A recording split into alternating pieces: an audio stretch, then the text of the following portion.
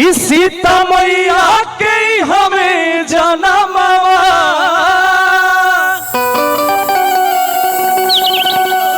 जहां मिलल गौतम बुद्ध जी के ज्ञानवा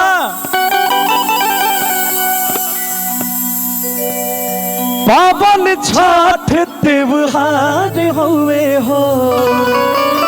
हमारे बिहार का ही एक पर्व, एक त्योहार जो कि आज विश्व भर में इस परंपरा को, इस त्योहार को, इस पर्व को लोग फॉलो कर रहे हैं, मनाते भी हैं, बखूबी मना रहे हैं। छठ जो कि बिहार का सबसे बड़ा पर्व है, इसको आज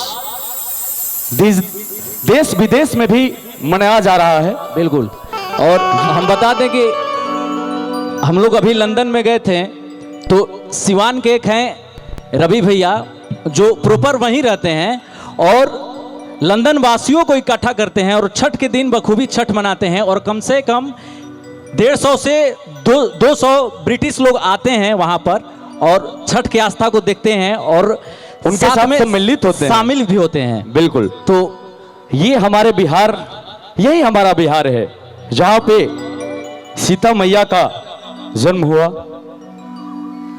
जहाँ पे गौतम बुद्ध जी उनका ज्ञान प्राप्त हुआ कि सीता मैया के हमें जनमवा कि जहां मिलल गौतम बुद्ध जी के ज्ञानवा कि पावन छठ त्योहार हुए हो, जहां के पावन छठ त्योहार हुए हो कि सबसे प्यारा, सबसे न्यारा ई बिहार हुए हो। तो हम चाहत बानी कि जिकरा जे भी व्यक्ति के ए बात पे गर्व होके कि हम बिहारी बानी, हम बिहार से बानू, दोनों हाथ ऊपर कर ली भैया। जे लोग के गर्व होके, क्या बात है, हम इसलिए ये बात नहीं बोल रहे हैं, ये बिहार है, बिहार कभी बांटने का काम नहीं किया है, सबको जोड़ने का काम किया है। बिहार कभी एक जिला और एक राज्य का बात नहीं किया है, जब भी बात किया है पूरे देश का बात करता है। ये है हमारा बिहार। जिनको जिनको इस चीज पे गर्व हुआ कि हम बिहार से हैं, दोनों हाथों को उठा लेंगे और हमारे साथ सारे लोग सहयोग करेंगे कि सबसे न्यारा, सबसे प्यारा ई बिहार हुए हो, सबसे प्यारा, सबसे न्यारा ई बिहार हुए हो। सीता मैया के हमें जनमवा जहां मिलल गौतम बुद्ध जी के ज्ञानवा,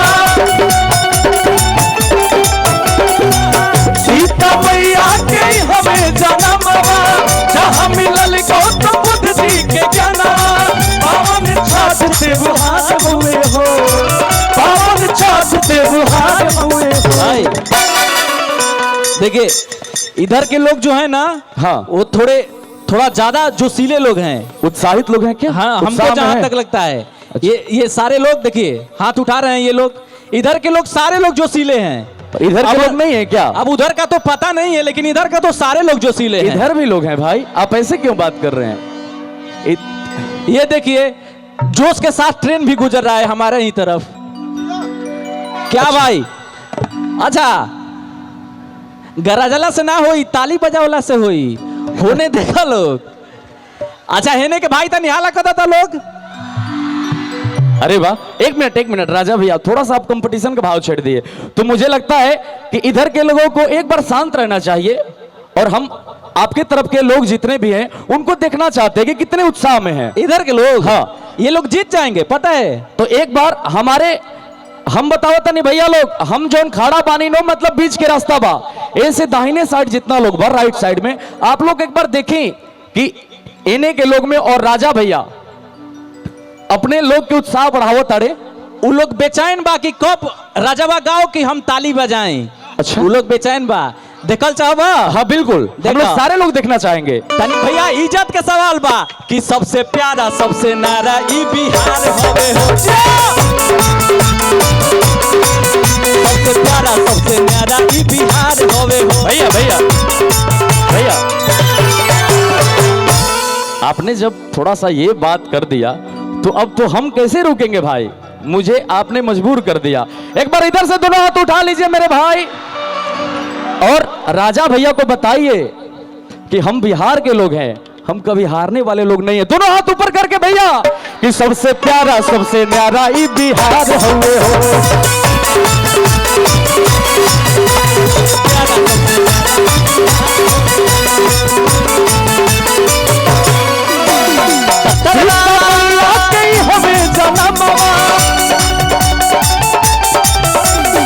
जहाँ मिलल गौतम बुद्ध जी के ज्ञानवा, सीता मैया के हमें जनमवा, जहाँ मिलल गौतम बुद्ध जी के ज्ञानवा, पावन छठ त्योहार हुए हो, पावन छठ त्योहार हुए हो। अच्छा, ये बिहार का बात हो रहा है और हमारे बिहार जो है इतना कुछ दिया हुआ है, तो हम चाहते नहीं गावत गावत थोड़ा सा डांस कर ले का भैया, इन्हें के लोग क्या आदेश बा, तू पूछ लो रे भाई। इन्हें के लोग पूरा कले बा कि तू खुल के डांस कर गावा बोला सब। अरे गजब। तो एक बार भैया हम थोड़ा ऐसे डांस ना करीला, हम जब डांस करब अच्छा लगे तो एक बार ताली बजा दिया लोग, ठीक बा? सुना ना, हाँ अपना देने डांस करा, अपन उ लोग ताली बजाई, हम डांस करम हमारा देने के लोग ताली बजाई। हाँ बिल्कुल बिल्कुल। कि पावन छठ त्योहार हुए हो भाई, ई हवे के पावन छठ त्योहार हुए हो। तनी डांस करब अच्छा लगे तो ताली बजा दिया। तनी वो सब ताकत लगा जीता था कि सबसे प्यारा सबसे न्यारा ई बिहार,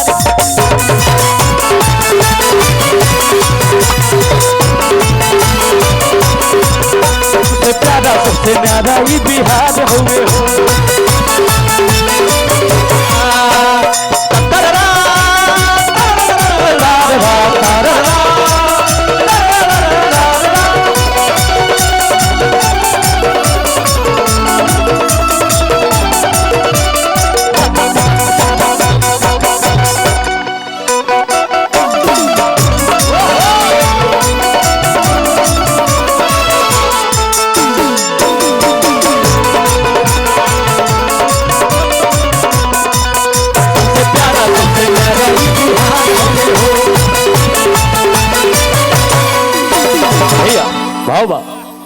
कि लह लह करेला खेत में फसलिया, अमोहेला मनवा के गेहुआ के बलिया। ये किसानों का भी देश है, बिल्कुल किसानों का भी राज्य है, इसीलिए कहते हैं कि लह लह करेला खेत में फसलिया, मोहेला मनवा के गेहुआ के बलिया।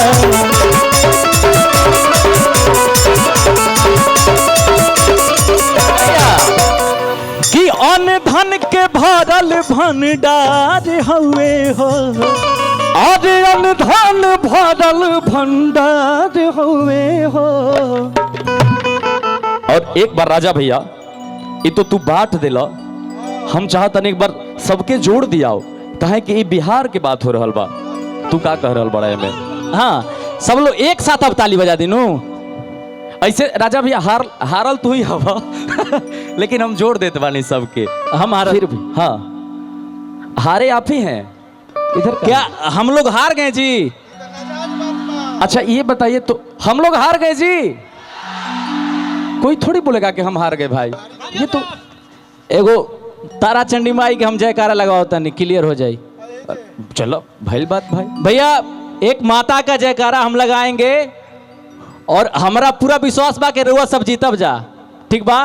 हमरो के जीतावे के बाटे, कैसे कि जब ई घरे जाई नु तो हमरा के चिड़ाई कि देखी हारा काइल बने नु। तो इधर से एक बार आप लोग शांत रहिएगा प्लीज, एक बार सभी लोग हाथ ऊपर करिए तो, और प्रेम से सभी लोग इतना ताकत के साथ और इतना तन्मयता के साथ एक जयकारा बोलेंगे कि लागे कि हमने के दोगुना ना चौगुना पचगुना वोट से जीत के नहीं जा। प्रेम से बोलो तारा चंडी मैया की। क्या बात बात है। वाह राजा भैया, वाकई बहुत कस के आवाज आयल है। हाँ जीत के आयल बड़ा, लेकिन जीत कैसे के लिए भाई? एक लोग एग्जाम दिया, एक तो एग्जाम दिया ही नहीं, तो इसका रिजल्ट अभी कैसे आ गया? तने एने से दोनों हाथ उठा लो भाई लोग, तनी देख लिया कि एने लोग जीतल बा कि। और राजा भी हमारा पूरा विश्वास बा कि जोन ओरिजिनल खाटी माटी के जेकारा होला नु, एने से हमारे भाई लोग बोली, ठीक बा? प्रेम से बोली तारा चंडी मैया की। राजा भैया का लगा था तोहरा के जीतल है? हमनी के लगा था कि हमनी देने से तनी मनी आवाजो आ गई, उन्हें सुनइबो ना कल की जय करो के आवाज है। इस बात पे देखिए कितने खुश हैं, देखिए आपकी तरफ के लोग कितने खुश हैं। और ये लोग ताली बजाएंगे, आप भी हाथ उठवाइए, हम भी हाथ उठवा रहे हैं। हाँ बिल्कुल, आइए भाई लोग। इस सबसे प्यारा सबसे न्यारा ही बिहार हुए हो, सबसे प्यारा सबसे न्यारा ही बिहार हुए हो। सीता मैया के हमें जहाँ मिलल गौतम बुद्ध जी के ज्ञानवा, सीता मैया के हमें जन्मवा, जहाँ मिलल गौतम बुद्ध जी के ज्ञानवा। पावन पर्व छठ हुए हो, पावन छठ त्योहार हुए हो, सबसे प्यारा सबसे न्यारा ही बिहार हुए हो, सबसे प्यारा सबसे न्यारा ही बिहार हुए हो, सबसे प्यारा सबसे न्यारा ही बिहार हुए हो, सबसे प्यारा सबसे न्यारा ही बिहार हुए हो, सबसे प्यारा सबसे न्यारा ही बिहार हुए हो, सबसे प्यारा सबसे न्यारा ही बिहार हुए हो, सबसे प्यारा सबसे न्यारा ही बिहार हुए हो, सबसे प्यारा सबसे न्यारा ही बिहार हुए हो, सबसे प्यारा सबसे न्यारा ही बिहार हुए हो, सबसे प्यारा कि सबसे प्यारा सबसे न्यारा ही बिहार हो।